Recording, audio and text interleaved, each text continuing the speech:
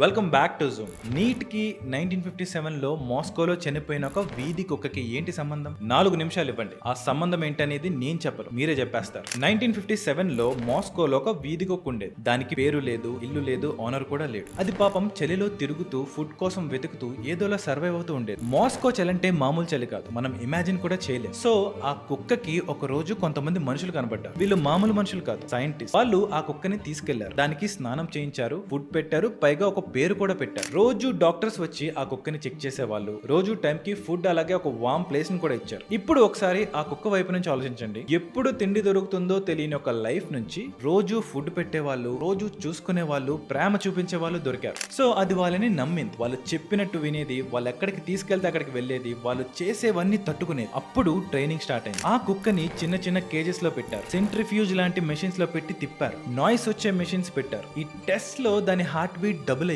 అయినా సరే అది అన్నిటికీ తట్టుకుని చెప్పినట్టు చేసింది. ఆ కుక్క పేరు చివరికి లైకా అని మారింది. రాకెట్ లాంచ్ కి 10 రోజుల ముందు వ్లాడిమిర్ యజోట్స్కీ అనే సైంటిస్ట్ ఆ కుక్కని తన ఇంటికి తీసుకెళ్లాడు. అలాగే దానికి మంచి ఫుడ్ పెట్టి తన పిల్లలతో ఆడించాడు కూడా. ఆలోచించండి, ఆ రోజు అది ఎంత హ్యాపీగా ఉంటుందో కదా. ఇక లాంచ్ రోజు వచ్చేసింది. క్యాప్స్యూల్ స్టార్ట్ అయ్యే ముందు ఒక టెక్నీషియన్ వచ్చి దాని ముక్కు మీద ముద్దు పెట్టి బాన్ వాయేజ్ అని చెప్పాడు. November 3rd, 1957 లాంచ్ కి ముందు లైకా హార్ట్ బీట్ మినిట్ కి 103 ఉండేది. రాకెట్ లాంచ్ అయ్యాక అది 240 కి వెళ్ళిపోయింది. ఆర్బిట్ లోకి వెళ్ళాక క్యాప్స్యూల్ లో ఒక పార్ట్ సరిగ్గా సెపరేట్ అవ్వలేదు. దాంతో థర్మల్ కంట్రోల్ సిస్టమ్ పనిచేయలేదు. క్యాప్స్యూల్ లోపల టెంపరేచర్ 40 degrees కి వెళ్ళిపోయింది. ఇంకా 4th ఆర్బిట్ లో లాంచ్ అయిన 5 నుండి 7 గంటల్లో లైకా ఆ వేడికి తట్టుకోలేక చనిపోయింది. ఆ చిన్న మెటల్ బాక్స్ లో తిరిగి రావడానికి కూడా లేని పరిస్థితుల్లో తనని రెస్క్యూ చేసిన వాళ్ళని నమ్ముతూనే అది చనిపోయింది. ఇప్పుడు ఈ రియల్ స్టోరీలో అసలు మ్యాటర్ చెప్తా. కొన్ని విషయాలు లైకాకి తెలియదు, కానీ సైంటిస్టులకు తెలుసు. నెంబర్ 1, ఆ సైంటిస్టులు వీధి కుక్కల్ని ఎందుకు సెలెక్ట్ చేసుకున్నారో తెలుసా? వాళ్ళు ఒఫిషియల్ ఇచ్చిన రీజన్స్ ప్రకారం వీధి కుక్కలు ఆల్రెడీ చలిని ఆకలిని తట్టుకోవడం నేర్చుకుని ఉంటాయండి. అలాగే అవి ఆల్రెడీ సఫర్ అయి ఉంటాయి కాబట్టి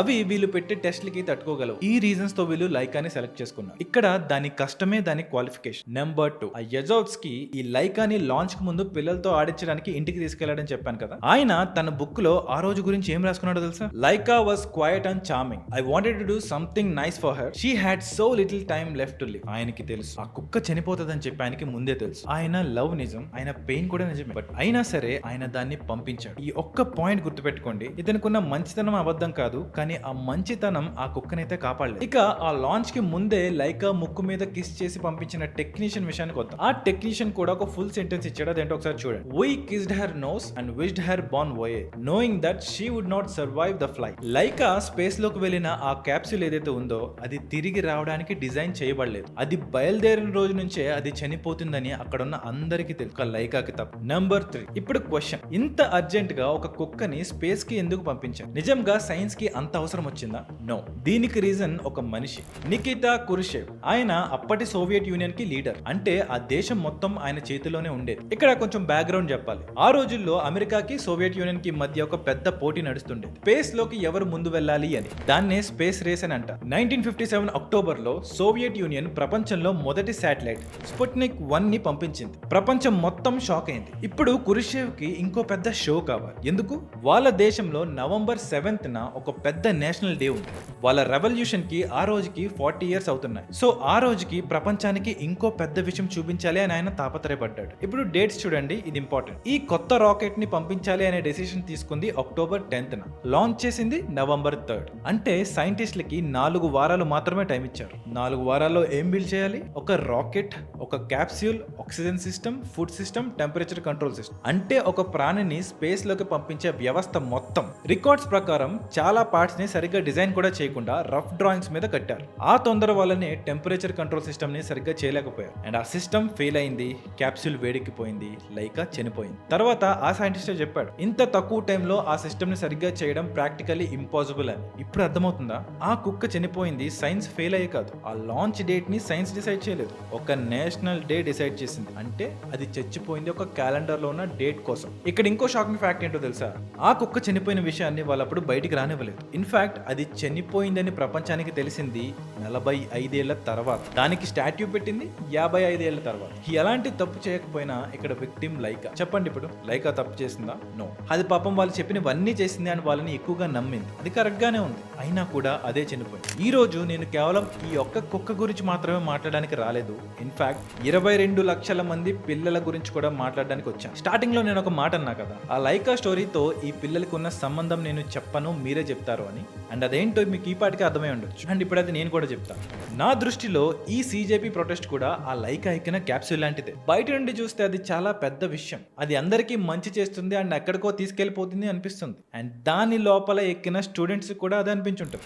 సో ఈ వీడియోలో నేను ఆ క్యాప్సూల్ ని విప్పి చూపిస్తాను మీకు. అసలు ఈ క్యాప్సూల్ ని ఎవరు కట్టారు, ఎందుకు కట్టారు, ఎవరెవరు ఎక్కుతున్నారు, ఎందుకు ఎక్కుతున్నారు, ఇవన్నీ కూడా మీకు ఎక్స్ప్లెయిన్ చేస్తాను. సో ముందుగా మనం దీని లోపల ఉన్న వాళ్ళ గురించి మాట్లాడదాం. ఫస్ట్ మనం ఒక విషయాన్ని డ్రామా అలాగే ఎమోషన్ లేకుండా ఫ్లాట్ గా చూద్దాం. ఈ 2 నెలల్లో అసలు ఏం జరిగింది? మే 3న నీట్ ఎగ్జామ్ జరిగింది. 22,79,000 మంది రాశారు. పేపర్ లీక్ అయిందని తెలిసింది. సో మే 5న ఎగ్జామ్ ని క్యాన్సిల్ చేశారు. అండ్ ఈ కేస్ ని సిబిఐకి ఇచ్చారు. సిబిఐ ఏం చేసింది? లత్తూర్ లో ఒక కోచింగ్ ఇన్స్టిట్యూట్ ఓనర్ ని అండ్ పూణేలో ఒక హెడ్ మిస్ట్రెస్ ని అరెస్ట్ చేసింది. ఆవిడే ఈ ఎన్టీఏ అంటే నేషనల్ టెస్టింగ్ ఏజెన్సీకి సబ్జెక్ట్ ఎక్స్పర్ట్ గా కూడా అపాయింట్ చేయబడిన వ్యక్తి. ఈ పాయింట్ ఎవరు మిస్ చేయకండి. లీక్ అయ్యిందన్న మాట నిజం, అరెస్టులు నిజం, స్టూడెంట్స్ కి కోపం రావడం కూడా కరెక్ట్. స్టూడెంట్స్ ని ఎవరో బ్రెయిన్ వాష్ చేశారు అనే ఆర్గ్యుమెంట్ మాత్రం కరెక్ట్ కాదు. సో ఇప్పుడు మళ్ళీ ఆ క్యాప్సూల్ దగ్గరికి వద్దాం. ఇప్పుడు ఆ క్యాప్సూల్ లోపల ఉంది ఎవరు? ఆ 22 లక్షల మంది. వాళ్ళు తప్పు చేసి అక్కడికి రాలేదు, అలాగే వాళ్ళని ఎవరు మోసం చేసి కూడా దానిలోకి ఎవరు ఎక్కించలేదు. వాళ్ళకున్న కోపంలో న్యాయం ఉంది కాబట్టి వాళ్ళు ఎక్కారు, సేమ్ లైకా లాగా. కానీ ఇక్కడే ఒక చిన్న విషయం ఉంది. వీళ్ళకున్న కోపంలో న్యాయం ఉంది కాబట్టి ఆ కోపానికి చాలా వాల్యూ వచ్చింది అండ్ ఈ వాల్యూని చాలా మంది ఒక మంచి అవకాశంగా ఫీల్ అయ్యారు. సరే, ఇప్పుడు మనకైతే ఈ క్యాప్సూల్ లో ఎవరున్నారని తెలిసింది. ఇప్పుడు రెండో క్వశ్చన్ కొద్దాం. ఈ క్యాప్సూల్ ని అసలు ఎందుకు కట్టారు? బిఫోర్ వి కంటిన్యూ, ఒక చాలా ఇంపార్టెంట్ మాట చెప్పాలి. అదేంటంటే ఈ వీడియో చూసి నాకు మళ్ళీ ఏదో పొలిటికల్ రంగులు అంటగడతారు. అలాంటి పిచ్చి పనులు చేసే పెచ్చోళ్ళు అవ్వకండి. వైసీపీ మీద వీడియోస్ చేస్తే టీడీపీ మనిషి అంటారు, టీడీపీ గురించి మాట్లాడితే జనసేన అంటారు, కాంగ్రెస్ గురించి మాట్లాడితే బీజేపీ మనిషి అంటున్నారు. అలాగే బీజేపీ మీద అనవసరంగా వాళ్ళని టెంపుల్ కి ఏదో చేసేస్తున్నారని లేపొద్దురా అని నేను తిట్టినందుకు నన్ను ఇప్పుడు బీజేపీ వాళ్ళే తిడుతున్నారు. సో ఇక్కడ నేను చెప్పాలనుకుంటుంది ఏంటంటే, ఇంత వీక్ మైండెడ్ పీపుల్ మధ్య ఇలాంటి కంటెంట్ చేయడం ఎంత కష్టమో మీరు అర్థం చేసుకోండి. అండ్ అలా చేసుకుని నాకు ఎలాంటి పొలిటికల్ రంగుల్ని అప్లై చేయకండి. మీరు అలా చేస్తే నేను జెన్యున్ గా చేసి ఈ పని అంతటికి కూడా వాల్యూ లేకుండా పోతుంది. నేను చెప్పాల్సింది చెప్పా, ఇంకా తర్వాత మీ ఇష్టం. So let's continue the video. ఇప్పుడు క్వశ్చన్ ఏంటి? ఈ క్యాప్సూల్ ని ఎందుకు కట్టారు? దీనికి ఈ ప్రొటెస్టర్స్ ఇచ్చిన రీజన్ ఒకటే, అకౌంటబిలిటీ. సో అలా 2 నెలలు గొడవ జరిగాక మినిస్టర్ దిగిపోయాడు. సో అందరూ అంటున్నారు ఇది అకౌంటబిలిటీ అని. వాళ్ళ ఆర్గ్యుమెంట్ ఏంటి అంటే, తప్పు జరిగింది అండ్ దాన్ని ఆయన సరిదిద్దలేకపోయాడు, సో ఆ సీట్ నుండి ఆయన పోవాలి అని. సరే, నేను దీన్ని కాదనట్లేదు. మినిస్టర్ కి రెస్పాన్సిబిలిటీ ఉంటుంది, అది నిజం. కానీ ఒక విషయం, సరిదిద్దలేదు అంటున్నారు కదా, ఏం సరిదిద్దలేదు? ఎగ్జామ్ క్యాన్సిల్ చేశారు, సిబిఐకి కేసు ఇచ్చారు, లీక్ చేసిన అరెస్ట్ చేశారు, జూన్ 21న మళ్ళీ ఎగ్జామ్ పెట్టారు, జూలై 16న రిజల్ట్స్ వచ్చాయి, 47 మెంబర్స్ ని ఎన్టీఏ అఫీషియల్స్ ని తీసేశారు, ఫాస్ట్ ట్రాక్ కోర్స్ తెచ్చారు, వచ్చే ఇయర్ నుండి కంప్యూటర్ బేస్డ్ ఎగ్జామ్ ఉంటుందని ప్రకటించారు. ఇవన్నీ కూడా రెసిగ్నేషన్ కి ముందే జరిగాయి. సరే, అది పక్కన పెట్టండి. ఇప్పుడు ఈ రెసిగ్నేషన్ వల్ల ఒక చైన్ రియాక్షన్ స్టార్ట్ అయింది. చాలా మంది అంటుంది ఏంటంటే, ఇది నిజంగా అకౌంటబిలిటీ కోసమే అయితే ఆ రూల్ అందరికీ అప్లై అవ్వాలి కదా అని పంజాబ్ లో pharmacy officer recruitment exam cheating, Karnataka అలాగే తెలంగాణలో జరిగిన చీటింగ్ అలాగే లీక్స్ గురించి తీసుకొస్తున్నారు. అండ్ పంజాబ్ విషయానికి వస్తే అందులో కూడా ఒక ఎగ్జామ్ తో పోయింది కాదు కదా. Group B recruitment, class 12 English exam, PSTET, ఇలా ఈ ఆమ్ ఆద్మీ పార్టీ గవర్నమెంట్ టైంలో చాలా జరిగాయి అని కాంగ్రెస్ లీడర్సే చెప్పారు. సో ఇప్పుడు అక్కడ కూడా మినిస్టర్ రిజిగ్నేషన్ అడుగుతున్నారు. అలాగే కాంగ్రెస్ రూల్ చేస్తున్న కర్ణాటకలో కూడా అలాంటి లీక్స్ జరిగాయి. సో అక్కడ మినిస్టర్ ని కూడా రిజైన్ చేయమని డిమాండ్ చేస్తున్నారు. ఇక్కడ ఏం జరుగుతుంది ఎవరికైనా అర్థమవుతుందా? సిజేపీ వాళ్ళు కావాలనే అందరినీ రెచ్చగొట్టుకుంటూ పోతున్నారు. వాళ్ళ హిపోక్రసీ అనేది పంజాబ్ గురించి అడిగినప్పుడే వాళ్ళ మాట దాటేయడంతోనే అర్థమైపోయింది. కావాలనే వాళ్ళు బీజేపీని టార్గెట్ చేస్తున్నారు అని. అండ్ వాళ్ళ కింద ఉన్న చెంచాలు కూడా అదే చేస్తున్నారు. కంప్లీట్ గా అర్థమవుతుంది. ఢిల్లీలో 2 నెలల రచ్చ, హంగర్ స్ట్రైక్, పార్లమెంట్ కి మార్చ్, ఇలా 30 సిటీస్ లో చేశారు. కానీ పంజాబ్ లో మాత్రం ఒక్కరోజు కూడా లేదు. ఇప్పుడు మీరే చెప్పండి, ఈ ప్రొటెస్ట్ ఎగ్జామ్ గురించా? ఇంకా దీన్ని స్టూడెంట్స్ కోసం అంటే మాత్రం ఇది ఫ్యామిలీ ఫ్రెండ్లీ ఛానల్ కాబట్టి అక్కడ పాజ్ ఇచ్చాం. ఎంత పెద్ద మాట వస్తే ఆ పాజ్ లో ఆ మాట పెట్టేసుకోండి. అదే వాళ్ళు. ఇప్పుడు ఇంకో సైడ్ లో ఉన్న వాళ్ళు కూడా ట్రిగర్ అయిపోయారు. ఇందాక నేను చెప్పినట్టు పంజాబ్ మినిస్టర్ కూడా పోవాలి, మిగిలిన స్టేట్స్ లో ఉన్న మినిస్టర్ కూడా పోవాలంటున్నారు. అండ్ వాళ్ళు అడిగేది కూడా కరెక్టే కదా, సేమ్ రూల్. బట్ ఇప్పుడు ఒకసారి ఆలోచించండి, రేపు పంజాబ్ లో ప్రొటెస్ట్, ఆ తర్వాత ఇంకో స్టేట్ లో, ఆ తర్వాత ఇంకో స్టేట్ లో, ఇలా ప్రతి స్టేట్ లో ప్రతి ఎగ్జామ్ మీద, ప్రతి ఇష్యూ మీద ఒకళ్ళ మీద ఒకళ్ళు కోపంతో ఇంకొకళ్ళు దిగుపోమంటున్నారు. ఇలా ఇంకా ప్రతి నెల ఒక మినిస్టర్ పోతాడు, ప్రతి ప్రొటెస్ట్ కి ఒక కౌంటర్ ప్రొటెస్ట్ వస్తుంది, ప్రతి వీధిలో 2 గ్రూప్స్ ఫామ్ అవుతాయి. ఇంకా ఆ రోజు ఈ దేశంలో ఏం మిగులుతుంది? ప్రశాంతత ఉంటుందా? ఇంకా గవర్నమెంట్ కి పని చేయడానికి కూడా టైం ఉండదు. ప్రతి డెసిషన్ కి భయపడాల్సి వస్తుంది. ఆ తర్వాత జరిగేది ప్రొటెస్ట్ కాదు, అల్ల కల్లోలాలు మాత్రమే జరుగుతాయి. మొన్న ప్రొటెస్ట్ పేరుతో ఎంత గలీజ్ గా చండాలంగా ఈ స్టూడెంట్స్ అన్న పేరుతో బిహేవ్ చేశారో మనం చూసాం. ఆ రాక్షసత్వం జస్ట్ ట్రైలర్ మాత్రమే. దీన్ని ఇలాగే వదిలేస్తే వాళ్ళు మనకి ఫుల్ సినిమా చూపిస్తారు అండ్ అది చాలా ఘోరంగా ఉండబోతుంది. నేపాల్లో అలాగే బంగ్లాదేశ్ లో ఏం జరిగిందో మనకు ఆల్రెడీ తెలుసు. అది ఒక్క రోజులో జరిగింది కాదు, ఇలాంటి చిన్న చిన్న సో కాల్డ్ గెలుపులతోనే అది మొదలైంది. అండ్ దీన్ని గెలుపు అని సెలబ్రేట్ చేసుకునే మూర్ఖులకు చెప్తున్నా, సిచ్యువేషన్ ని కంప్లీట్ గా అర్థం చేసుకోలేకపోతే దయచేసి చిల్ అవ్వండి, సినిమాలు చూసుకోండి, షికార్లకు వెళ్ళండి. అంతేగాని కెమెరా ముందుకు వచ్చేసి మాత్రం మీ స్టూపిడిటీని ఇంకొక 10 మందితో షేర్ చేసుకుని వాళ్ళని ఇంకో 100 మంది క్రియేట్ చేసేలా చేయకండి. ఇక్కడ నా భయం ఏంటంటే ఈ సిజేపీ డెస్టినేషన్ ఏంటో కూడా తెలియకుండా ఈ సో కాల్డ్ యువత ఆ ట్రైన్ ఎక్కేస్తున్నారు. కానీ దీని బ్రేక్స్ ఎక్కడున్నాయి, దీని కంట్రోల్ ఎవరి దగ్గర ఉంది అని అర్థమయ్యే పాటికి it will be too late. అందుకే నాకు కోపం వస్తుంది. నా కోపం స్టూడెంట్స్ మీద కాదు, వాళ్ళు కరెక్టే, బట్ నాకు ఎవరి మీద కోపం వస్తుందంటే నా కోపం ఆలోచించకుండా ఈ సిజేపీ అనే ట్రైన్ ఎక్కి ఫోటో దిగి స్టూడెంట్స్ గెలిచారు అని ప్రకటించి తర్వాత పక్కకి తప్పుకున్న ప్రతి ఒక్కడి మీద. ఈ celebrities, influencers and so called పెద్ద మనుషులు అందరూ ఏ రోజైనా మీరు ఈ క్వశ్చన్ అడిగారా, ఈ ప్రొటెస్ట్ గెలిస్తే రేపు ఏం జరుగుతుంది అని? అడగలేదు. ఎందుకంటే మీకు ఆ రేపుతో పని లేదు. ఇందులో స్టూడెంట్ పేరు చెప్పి ఎలాంటి వాళ్ళు వస్తున్నా, ఎలాంటి మాటలు మాట్లాడుతున్నారో చూసి కూడా you never bother to even ask. మీకు కేవలం కావాల్సింది అటెన్షన్, జనాల మధ్యలో ఒక రిలవెంట్ ఇడియట్. మళ్ళీ మీ మొక్కలకి ఫ్యాన్స్. ఒకటి గుర్తుపెట్టుకోండి, మీరు రెచ్చగొట్టేసి బాగానే వెళ్ళిపోతారు, కానీ దాని కాన్సిక్వెన్సెస్ ని ఫేస్ చేయాల్సింది మాత్రం మీరు కాదు, ఆ పిల్లలు. సిగ్గుపడండి. సరే, ఇప్పుడు ఇక్కడ వరకు ఏం జరిగిందో చెప్పాను, కానీ ఇది అసలు మొదలు పెట్టింది ఎవరు? అభిజిత్ దీప్కే. ఇతను 2020 నుంచి 2023 వరకు ఆమ్ ఆద్మీ పార్టీలో సోషల్ మీడియా స్ట్రాటజీ చేశాడు. మీమ్స్ తో యూత్ ని పొలిటికల్ గా ఎలా మొబిలైజ్ చేయాలో ఆ పని ఆల్రెడీ ఒక పార్టీ కోసం చేసిన వ్యక్తి. ఇది అలిగేషన్ కాదు, ఇది ఇతని రెజ్యూమే అండ్ అతనే ఒప్పుకున్నాడు కూడా. సో మరి ఈ ప్రొటెస్ట్ కి సపోర్ట్ ఇచ్చిన పార్టీస్ ఏంటి? Aam Aadmi party, Samajwadi party, Shiv Sena, UBT, Trinamool Congress, communist party CPI, CPI ML, RJD and the list goes on. And ఈ కేజ్రీవాల్ జూలై 16న జంతర్ మంతర్ కి వెళ్ళాడు. సరే, స్టూడెంట్స్ ఇష్యూ కాబట్టి అందరూ వచ్చారు అనుకుందాం. అయితే ఒక పార్టీ మాత్రం నెల రోజులు దీనిలో జాయిన్ కాలేదు. ఏం పార్టీ అది? కాంగ్రెస్. ఈ మూవ్మెంట్ మొదలైన నెల దాటిన తర్వాత కూడా ఆ పార్టీ దీనికి అఫీషియల్లీ సపోర్ట్ చేయలేదు. ఎందుకు? ఇది నేను చెప్పట్లేదు, వాళ్ళే చెప్పారు. కాంగ్రెస్ జనరల్ సెక్రటరీ జయరాం రమేష్ ఏమన్నారంటే, we're a political party, movements come and movements go, they are not a political party. అది వాళ్ళ అఫీషియల్ వర్షన్. అండ్ ఇప్పుడు ఇంకొక పేరు చెప్పడానికి కూడా ఇష్టపడిన ఒక Congress office bearer the print కి ఇచ్చిన స్టేట్మెంట్ చూడండి. దీప్కే comes from AAP, how do we know this will not become AAP 2.0?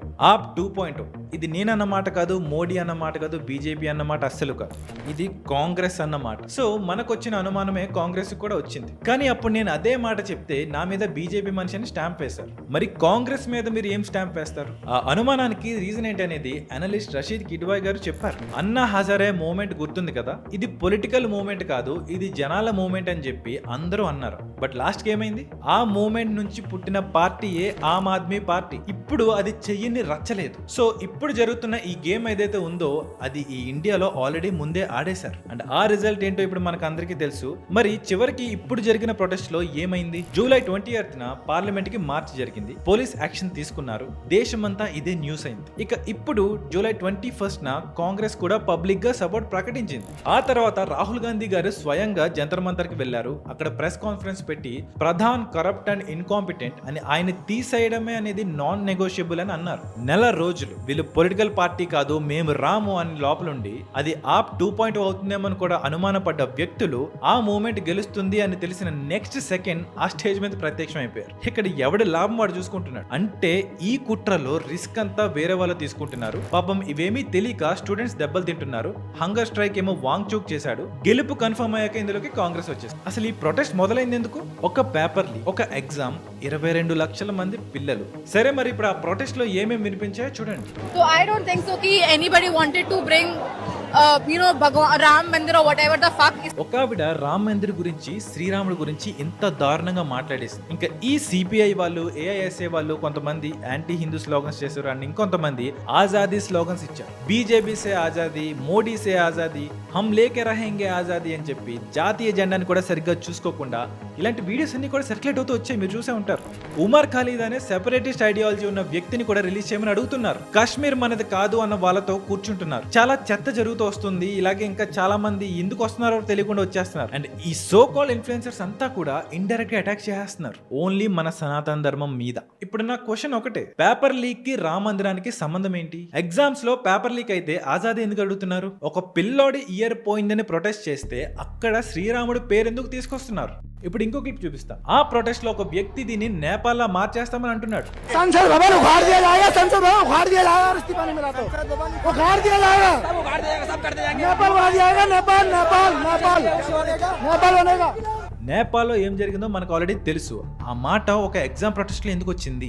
ఇప్పుడు ఒక నిమిషం ఆగండి, ఎందుకంటే ఇక్కడ నేను కూడా ఆనెస్ట్ గా ఉండాలి. కొంతమంది జర్నలిస్ట్ అడిగారు ఇది నేపాల్ ఏమైనా మార్చేస్తారా అని అభిజిత్ దీప్కేనే డైరెక్ట్ గా అడిగారు. అండ్ దానికి అభిజిత్ ఏమన్నాడో తెలుసా? Do not insult or underestimate the Gen Z of India by making such comparisons. Gen Z isn't asking for chaos. They are demanding accountability, awareness and change through democracy.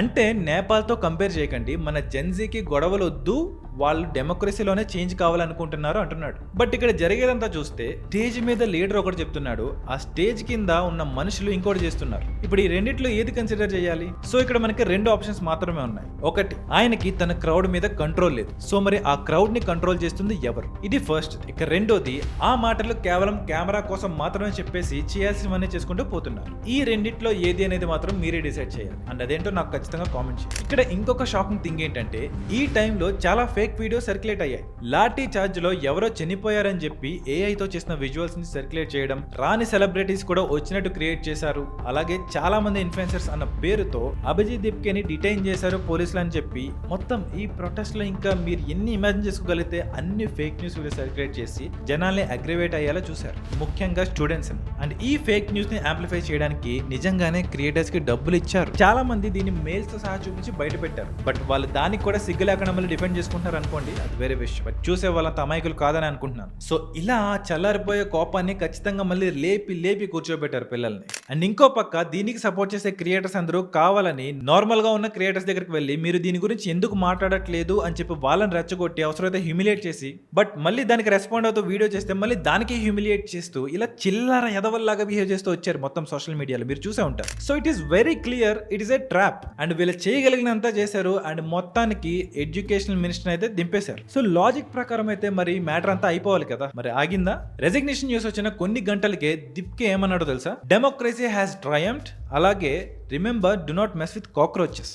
గెలుపు వచ్చాక సంతోషం వస్తుంది, అది నార్మల్, కానీ ఈ బలుపు ఎక్కడి నుంచి వస్తుంది? వాళ్ళు చేసే కొత్త డిమాండ్స్ కూడా చూడండి. చనిపోయిన స్టూడెంట్స్ ఫ్యామిలీస్ కి ₹1 కోటి ఇవ్వాలన్నారు. అండ్ దీంతో నాకు ఎటువంటి ప్రాబ్లం లేదు, అది బాణమతం. రెండో demand, July 20th lathi charge చేసిన పోలీసుల మీద యాక్షన్ తీసుకోవాలంట. అండ్ ఆ డిమాండ్ లో ఎగ్జాక్ట్ గా ఎవరెవరు ఆఫీసర్స్ ఇన్వాల్వ్ అయి ఉన్నారో వాళ్ళ పేర్లు కూడా చెప్పేస్తున్నాడు. DCP Sandeep Lamba, ACP Ajay Sharma, Sachin Sharma. అలాగే ఆ లాఠీ చార్జ్ ఆర్డర్ చేసింది అమిత్ షా, అలాగే ప్రైమ్ మినిస్టర్ నరేంద్ర మోడీ చెప్పినందుకు కాబట్టి వాళ్ళకు కూడా అకౌంటబిలిటీ ఉంటుందని చెప్తున్నారు. గమనిస్తున్నారా? వీళ్ళ ఈ 2 నెలల ప్రయాణం చూడండి. మొదట్లో పేపర్ లీక్ చేసిన వాళ్ళని పట్టుకోండి అన్నారు, ఆ తర్వాత మినిస్టర్ రిజైన్ చేయాలి అన్నారు. ఇప్పుడు హోమ్ మినిస్టర్ అలాగే ప్రైమ్ మినిస్టర్ లాఠీ చార్జ్ చేయించినందుకు వాళ్ళని కూడా అకౌంటబుల్ గా ఉంచాలి అంటున్నారు. అండ్ ఇప్పుడు కొత్తగా వినిపిస్తున్న న్యూస్ ఏంటి? నితిన్ గడ్కరీ E20. మీకు అర్థమవుతున్నట్టు చైన్ రియాక్షన్, ఇది ఆగే ప్రసక్తే లేదు. డిమాండ్ ఒక కోచింగ్ సెంటర్ ఓనర్ నుంచి ప్రైమ్ మినిస్టర్ వరకు వచ్చేసింది. మొదట్లో నేను ఈ ప్రొటెస్ట్ ని ఒక క్యాప్సూల్ తో కంపేర్ చేశాను కదా, ఆ క్యాప్సూల్ గురించి ఒక విషయం నేను అప్పుడు చెప్పలేదు అండ్ ఇప్పుడు చెప్తాను. మీకు ఆల్రెడీ తెలుసు, లైకా ఇక్కడ ఆ క్యాప్సూల్ తిరిగి తీసుకురావడానికి డిజైనే చేయలేదు, అది పైకి వెళ్ళడానికి మాత్రమే డిజైన్ చేశారు. ఆ విషయం ఆ క్యాప్సూల్ కట్టిన వాళ్ళకి మాత్రమే తెలుసు, లోపల కూర్చున్న లైకా కాదు. సో ఇప్పుడు కొంతమంది అంటారు, అంటే వినయ్ వాళ్ళు మొదటి నుంచి కూడా ఇదంతా ప్లాన్ చేస్తూ వస్తున్నారా అని. ఆ క్వశ్చన్ మీకు వచ్చింది అంటే దాని ఆన్సర్ కూడా మీకు తెలిసే ఉంటుంది. అన్ని ఇప్పుడు నేను ఓపెన్ గా చెప్తే ఆ హీట్ అంతా మళ్ళీ నేను తీసుకోవాల్సి వస్తుంది. అది మీ ఇమాజినేషన్ కి, మీ యొక్క ఆ డాట్ కనెక్ట్ చేసే నేచర్ కి వదిలేస్తుంది. కానీ ఏదేమైనప్పటికీ దాని వెనకాల ప్లాన్ ఉన్నా లేకపోయినా రిజల్ట్ అయితే సేమ్ ఉంది. చూడండి, ఇప్పుడు ఈ దేశంలో అందరికీ ఒక విషయం తెలుసు, ఈ పిల్లల కోపం వెనక నిలబడితే ఒక యూనియన్ మినిస్టరే పోతాడు. సో ఇప్పుడు రేపు ఆ పిల్లల వెనకాల ఇంకో ప్లాన్ తో ఎవరు నిలబడబోతున్నారా అని నాకు తెలియదు. బట్ ఖచ్చితంగా ఎవడొకడైతే దీన్ని క్యాష్ చేసుకోవడానికి చూస్తాడు. సో అలా జరగకుండా చెక్ పెట్టాల్సిన అవసరం ఎంతైనా ఉంది. అండ్ దాని గురించి నేను కూడా ఆలోచిస్తున్నా. అండ్ గవర్నమెంట్ కూడా దీన్ని కొంచెం చాలా సీరియస్ గా తీసుకోవాలని రిక్వెస్ట్ చేస్తున్నా. బికాజ్ ఇది రేపటి తరం యొక్క భవిష్యత్తు. అండ్ దీనిలో అందరూ పీస్ఫుల్ గా ఉండాలి, అదొక్కటే నాకు కావాల్సింది. అండ్ గుర్తుపెట్టుకోండి, it was never about students. And and this is my take on this issue. నేను చూపించిన అన్ని లింక్స్, కోట్స్, ఆర్టికల్స్ అన్ని డిస్క్రిప్షన్ లో పెడతాను. మీరే చదవండి, మీరే డిసైడ్ చేసుకోండి. అండ్ ఇఫ్ ఇన్ కేస్ నా తప్ప ఏమైనా ఉంటే కూడా అది చెప్పండి, ప్రూఫ్ తో చెప్పండి, నేను యాక్సెప్ట్ చేస్తాను. బికాస్ ఇక్కడ నా గోల్ సింపుల్, ఎవ్వరూ కూడా ఎవరి ట్రాప్ లో పడకుండా వాళ్ళుగా ఆలోచించి నిర్ణయం తీసుకునేలా తయారవ్వాలి. అండ్ మై డియర్ స్టూడెంట్స్, మీకు ఇంకా మీరున్న సిచ్యువేషన్ అర్థం కాలేదా? అయితే ఒకసారి మళ్ళీ నేను స్టార్టింగ్ లో చెప్పిన ఆ లైకా అనే కుక్క స్టోరీని వినండి. సో ఈ వీడియో కింద నెక్స్ట్ ఇంకొక దుమ్ము లేపే వీడియో రాబోతుంది. సో ఈ లోపు ఈ ఛానల్ ని సబ్స్క్రైబ్ చేసుకుని పెట్టుకోండి. నెక్స్ట్ వీడియోలో మిమ్మల్ని మళ్ళీ కలుస్తాను. అందరికీ this is Zoom Vinay signing off.